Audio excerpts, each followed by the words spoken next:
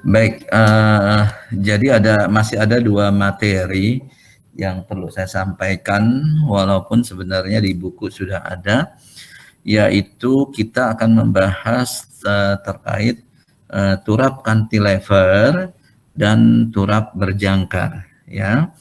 Di mana pada pertemuan sebelumnya 2 minggu yang lalu kita sudah membahas jenis-jenis turap, ya, gitu. Kemudian juga bagaimana prinsip dasar perencanaan turap, ya. Nah, oleh karena itu kita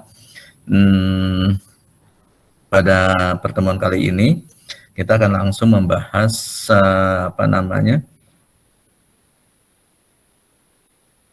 bagaimana kita merencanakan turap, begitu ya.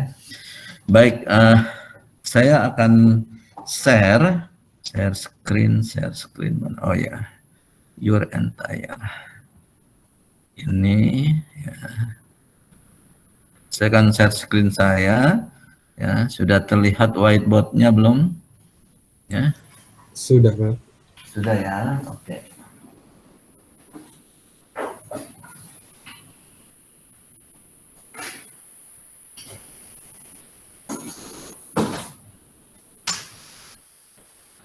Baik.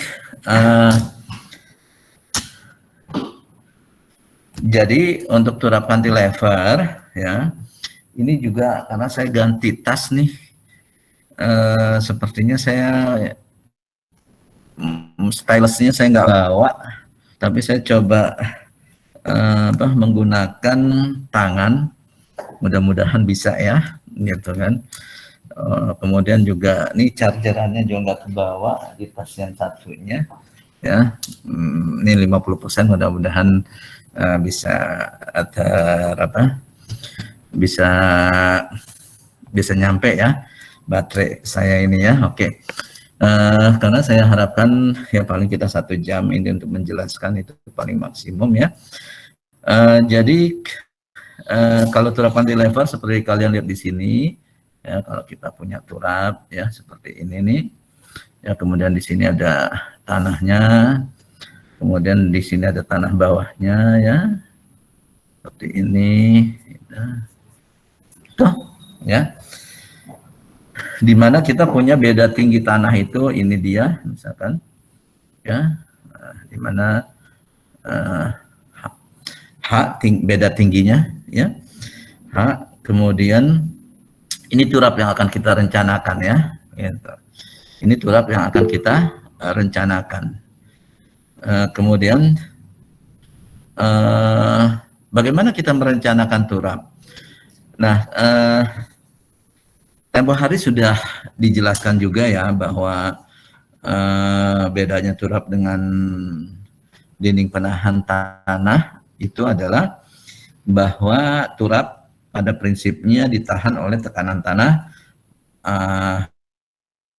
pasif ya, tekanan tanah pasif, di mana tekanan tanah pasif itu menahan tekanan tanah aktif ya. Nah, prosedur perhitungannya pada prinsipnya hampir sama. Kita hitung dulu yang namanya tekanan tanah aktifnya, ini dia. Nah, gini ya. Nah, tekanan tanah aktifnya. Di mana kita sudah bilang bahwa tekanan tanah aktif ini adalah rumusnya adalah di sini ya, rumusnya itu ini kita sebut PAH sama dengan itu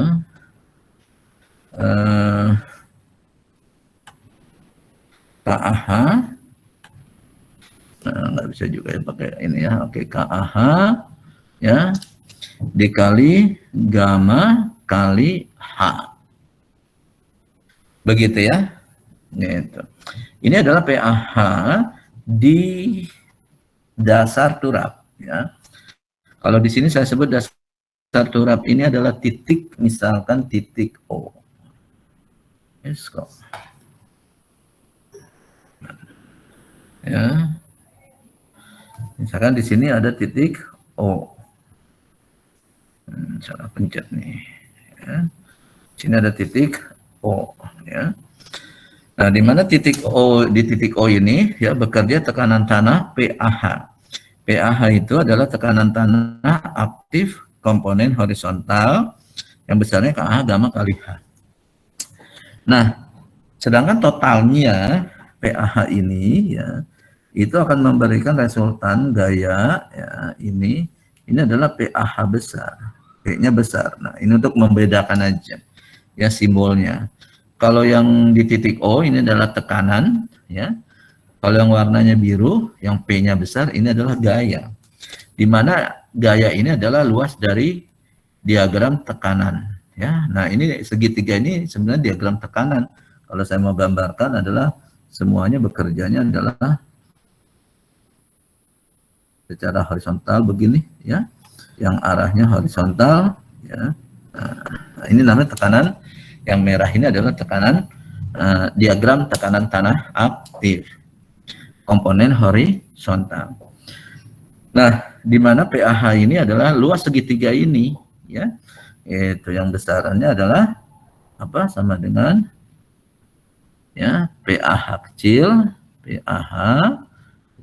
ya dikali tingginya. Nah, di sini tingginya itu adalah bukannya hanya H tapi H plus, nah di sini H plus Z.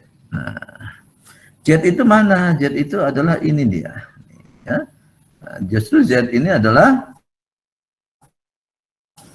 kedalaman turap yang diperlukan ya.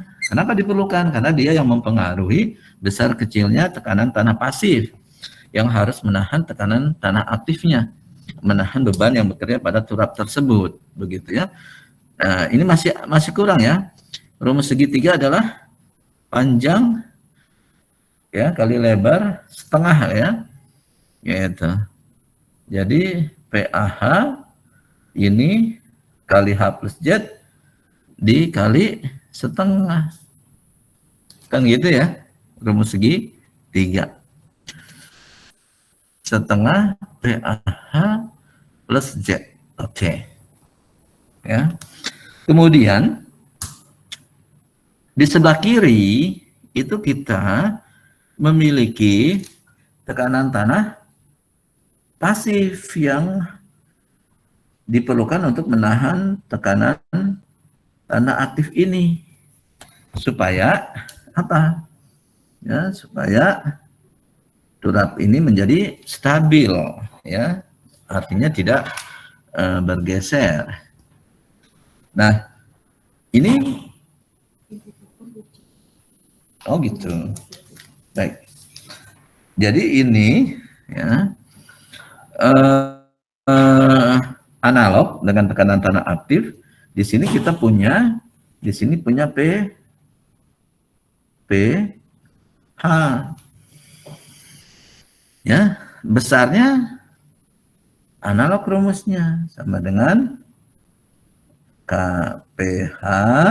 Nah, di sini koefisien yang kita pakai adalah koefisien tekanan tanah pasif komponen horizontal kali gamma ya, kali Z, karena tingginya adalah Z. Gitu. Paham ya? Nah, ini akan menimbulkan gaya sebesar ya. Nah, yang bekerjanya adalah di titik pusat dari diagram tekanan tanah pasif ini. Ini adalah kita sebut PPH gitu.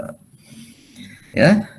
Yang besarnya adalah seluas segitiga ini, di mana setengah PPH ya, PPH ini nih rumusnya adalah setengah PPH kecil kali Z. Gitu ya. Gitu. Nah, kalian lihat di sini ya, dalam apa rumus-rumus ini semua atau sudah diketahui ya, terutama H-nya. Tapi PAH maupun PPH itu belum bisa diketahui. Kenapa? Z-nya belum jelas atau belum diketahui. Justru kita yang harus diketahui, yang mau kita cari adalah justru Z-nya, kan gitu ya. justru adalah Z-nya. Yes. Itu.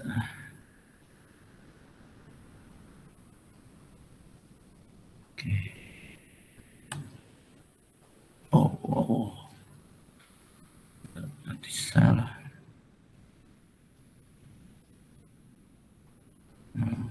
Ini, Pak. Oke. Nah, begini ya. Ya. Jadi yang diketahui sebenarnya ya adalah apa yang diketahui dari sini? Yang diketahui adalah H. Ya, yang diketahui hanya H, tapi yang tidak diketahui adalah Z. Ya. Nah, kita punya Z ya yang belum diketahui ya.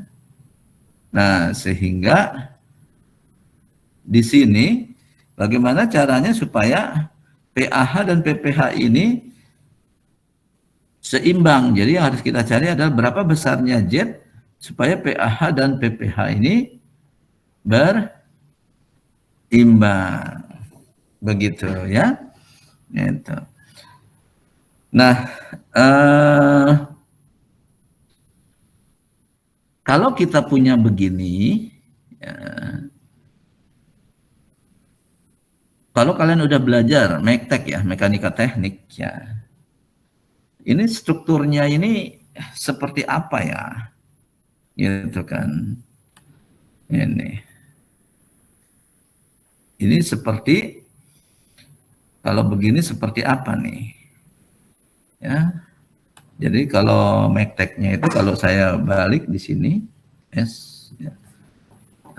Ini dia, begitu ya. Jadi strukturnya ini adalah seperti kalau saya ibaratkan seperti begini, ya, bahwa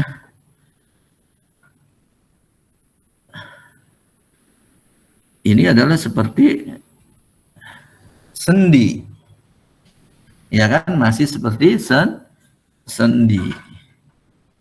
Nah, kalau kita punya struktur mektek ini seperti sendi, ini berarti konstruksi kita adalah labil.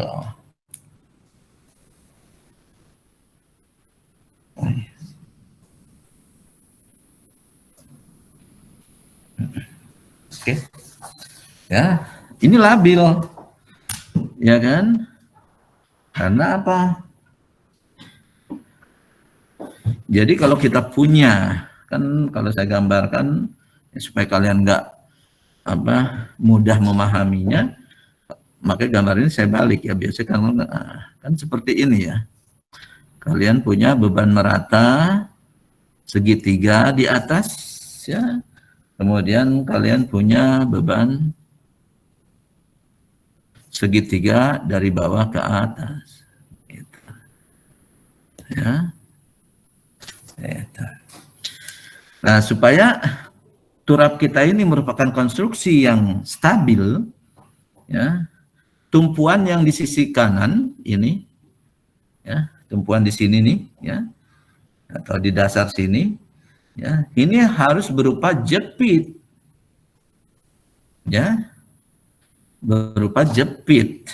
Nah, kalau udah berupa jepit ini, ya, berarti di sini harus jepit, ya. Nah, supaya ini harus jepit.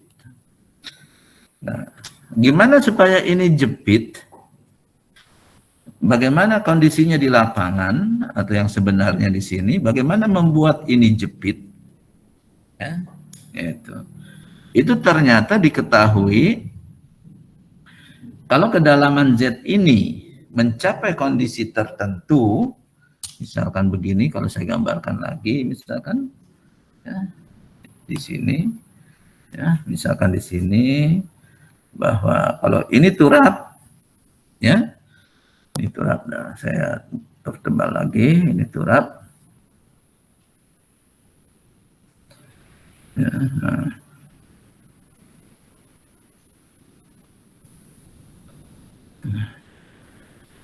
sambungkan aja sampai sini. Ya. Kalau dalamnya hanya sampai Z, ya. Ini kalau ditekan dari sini, ya. Turap ini akan melendut begini. Sorry, nggak begitu. Ya. Ya. Kalau dia ini tidak terjepit, di sini tidak terjepit, ya, di sini sendi, ya, itu lendutannya turap ini akan melendut seperti ini. Nah, ya, artinya apa? Di sini, ya, ini di sini kalian lihat, ini ada titik putar, ya, jadi ada sudut, ya. Jadi di sini ini nih, ya, itu ada sudut putar karena dia lurus. Ya. Tapi kalau dia itu, atau saya gambar, nah, gini ya, nah gini ya. Kalau di sini ini sendi, ya, di sini dia akan melendutnya begini, ya. Tapi kalau dia di sininya jepit seperti ini misalkan, ya, ini adalah bentuknya, lendutnya akan seperti ini. Bahwa di sini ini nol nih, ya, titik putar apa di tumpuan ini, ya, di pas jepitnya titik putarnya adalah 0. Nah, bagaimana supaya karakteristik ini terpenuhi, ya, kondisi yang sebenarnya di sini, ya, ini ternyata, ya, nah, lihat di sini, ya. Kalau kita sampai kondisi tertentu, misalkan yang di sini nih, saya gambarkan di sini ya, itu.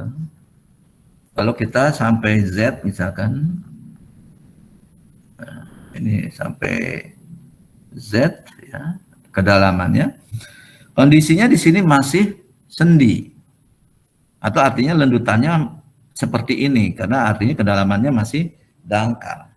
Tapi kalau kita perdalam lagi, ternyata kan sampai sini gitu ya, sampai terdalam sini, ya, itu ternyata kondisinya itu tidak seperti ini. Kondisinya dia adalah seperti ini, bahwa di titik tertentu di sini, ya, di titik misalkan di sini, ya, jadi lanjutannya akan seperti ini. Nah, di titik ini nih, ya, di titik ini itu akan terjadi titik putar. Jadi dari titik putar ini ke atas melendutnya adalah ke kiri, sedangkan dari titik putar ini ke bawah turap ini melendut ke kanan. Nah, ternyata kondisinya adalah seperti itu. Artinya apa?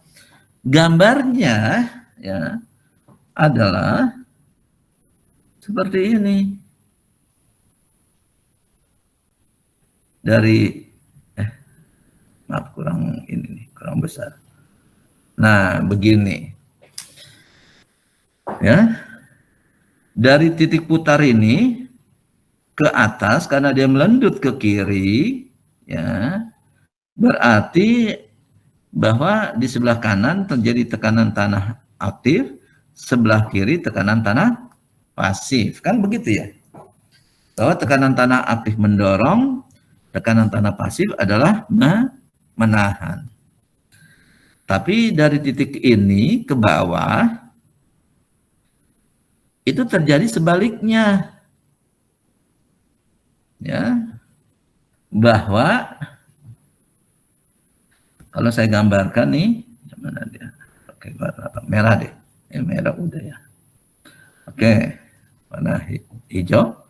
Ya. Ternyata di bawah sini bekerja tekanan tanah pasif. Ini dia. Nah, jadi kalau saya superposisikan gambar tekanan tanahnya adalah seperti ini, ya, yang sebelah kanan, di bawahnya seperti ini. Nah, ini mungkin bisa saya hapus. Ini saya cuma garis bantu aja, ya. Nah, begini, ya, itu.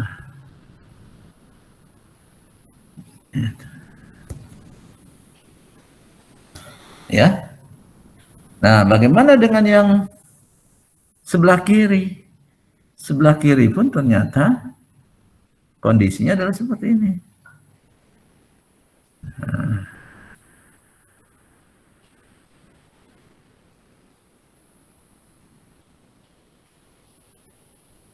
Begini. Maaf. Mungkin terlalu besar karena ini tekanan tanah aktif kecil ya. Nah, begini. Ya. Di sini saya hanya bantu.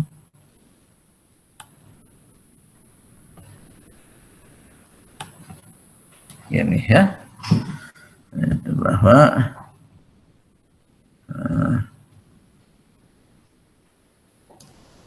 yang ini adalah ya tekanan tanah pasif, di sini tekanan tanah aktif. Begitu ya. Jadi artinya apa? Lihat di sini. Di sebelah kanan ada PAH, sebelah di bawahnya ada PH, ya, sebelah atasnya ada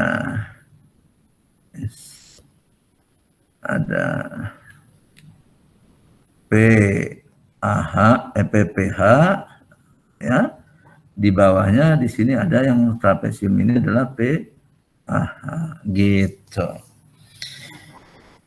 Nah, ini ya gambar yang lengkap diagram tekanan tanah yang terjadi pada turap cantilever. Jadi kalau saya gambarkan bahwa ya, nah ini dia. Nah, dari sini adalah Z. Nah, ini saya ilustrasikan sebagai T. Nah, jadi T ini adalah kedalaman tanah yang harus kita kedalaman turap, maksudnya kedalaman turap yang harus kita panjangkan ke dalam tanah T, gitu. Ya, kedalaman turap. Oke. Nah, sekarang saya nggak ngajarkan kalian metode yang rumit, ya. Saya coba ini bisa kita sederhanakan ternyata, ya, bisa kita sederhanakan. Kita bisa berasumsi bahwa seperti ini, ya. Kalau di sini kita punya turapnya, ya, ini gini, ya. Kita cukup menghitung sampai Z saja. Menghitung sampai Z. Jadi kita cari Z aja, nggak usah cari T.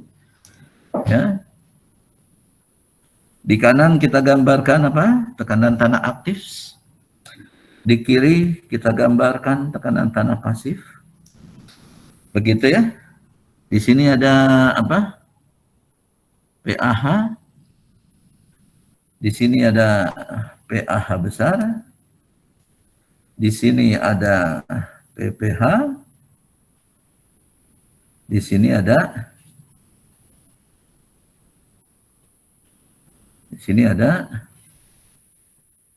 PH besar. Oke.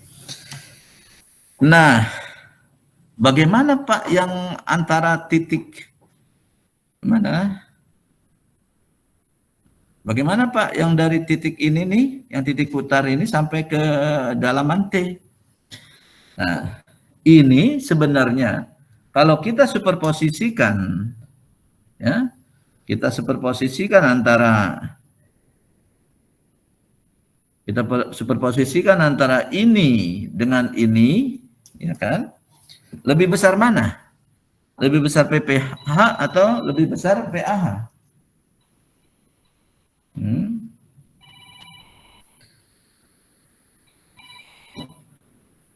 Lebih besar PPH atau PAH? Tentunya ya ini secara grafis saja sengaja saya buatkan ya kira-kira menggunakan skala ya itu bahwa kita lebih besar PPH ya. Jadi artinya di sini ada gaya yang lebih besar ke arah kiri. Nah, gaya ini ya kita sederhanakan menjadi suatu gaya yang kita sebut di sini ada gaya C gitu yang kita belum ketahui begitu. Jadi kita cukup mencari apa? Cukup mencari Z, kita mencari C sehingga kedalaman tanah, kedalaman turap T yang kita cari itu cukup 1,2 Z gitu. Jadi kita memancarkan turapnya dikalikan 1,2 Z. Jadi dengan kata lain ya, yang tadi nih ya, yang ya dari sini ya kemari gitu kan itu adalah kira-kira sekitar 20% dari Z, 0,2 Z gitu kan ya. Ya, sehingga total adalah Z plus 0,2 Z itu adalah 1,2 Z. Nah, itu secara empirisnya adalah seperti itu.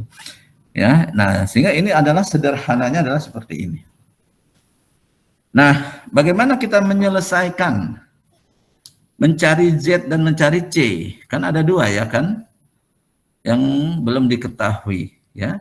Berarti kita harus mencari dua persamaan secara matematis kan gitu. Tidak diketahui dua berarti persamaannya harus ada dua. Nah, kita menggunakan dua persamaan yaitu apa? Sigma momen sama dengan 0 ya. Kemudian dengan sigma H sama dengan 0.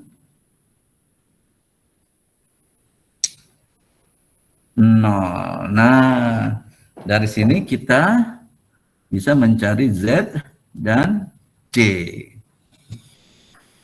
Paham?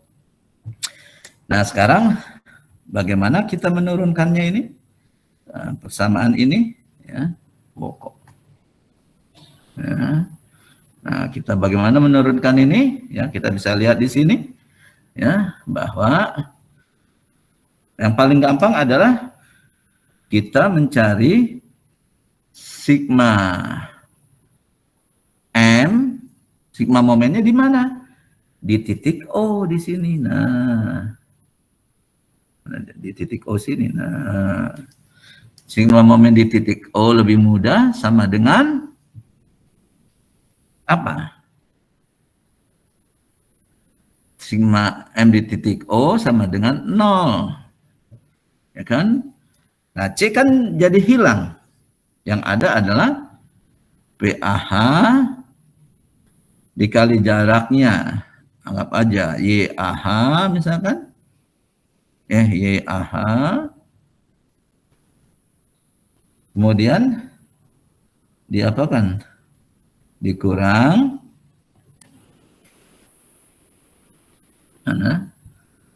dikurang PPH dikali YPH, ya kan? Sama dengan 0. Gitu. PAH berapa? Ini dia. Mana rumus kita PAH itu? Lihat di sini. Nah, ini dia kan? Ya, wah baterai saya hampir habis ya, gitu. Saya harus percepat. Jadi PAH itu adalah ini dia, ya. PAH kecil kali H plus Z dikali setengah, sedangkan PAH itu adalah KAH gamma kali H, ya. Sehingga ini ada pangkat berapa nih? PAH-nya ada apa? Z, ya, itu, ya. Oh, di sini ada sedikit kekeliruan, ya. PAH di sini adalah H plus Z. Nah, gini ya. Jadi di sini ada Z, di PAH ini ada Z1 dikali H plus Z, ya kan, sehingga ada persamaan kuadrat, ya. PPH juga di sini sama, ya. Berarti di sini ada persamaan kuadrat Z, ya, ya, dengan unknown-nya Z. Nah, sehingga dari sini, sedangkan YAH itu adalah, ya, YAH ini adalah apa? YAH ini adalah sepertiga H plus Z. YPH sepertiga Z. Sehingga persamaan ini adalah persamaan pangkat 3. Nah, kalian bisa coba-coba sehingga dari persamaan ini nanti akan kalian bisa peroleh nilai Z sama dengan berapa. Oke, ya. Ini tinggal matematis saja, ya. Kalian coba-coba aja. Ini pangkat 3 nih. Ya, jadi persamaan pangkat 3 dengan variabel Z nanti kalian dapat Z. Nah, kalau untuk apa namanya? Untuk mencari C bagaimana? Untuk mencari C mudah aja, ya. Sigma momen H, ya, sigma momen H, sorry, maaf, bukan sigma momen H, ya. Sigma H ini sama dengan 0. PAH ditambah C dikurang PPH, gitu, sama dengan 0. PAH akan diketahui, ya kan? Karena Z-nya tadi udah diketahui. PPH juga akan diketahui. Karena Z-nya sudah diketahui. Sehingga nanti tinggal kita dapat nilai C. Oke. Nilai C sama dengan sekian. Gitu. Ya. Nah, sehingga kalian nanti, ya, dari Z ini tadi saya bilang T-nya akan T sama dengan 1,2 Z. Nah, ini yang kita cari. Sudah dapat, ya. Sudah, kita akan dapat kedalaman turap. Oke? Ya. Nah, saya rasa itu, ya, penjelasan saya. Mohon maaf nih, saya agak sedikit terburu-buru karena memang baterainya udah mau habis, ya, karena chargerannya, colokannya saya lupa bawa. Tapi saya menjelaskan ini, kalian bisa lihat, ya, kalian bisa lihat di buku, ya, itu ada contoh soalnya, ya, dengan angka-angka.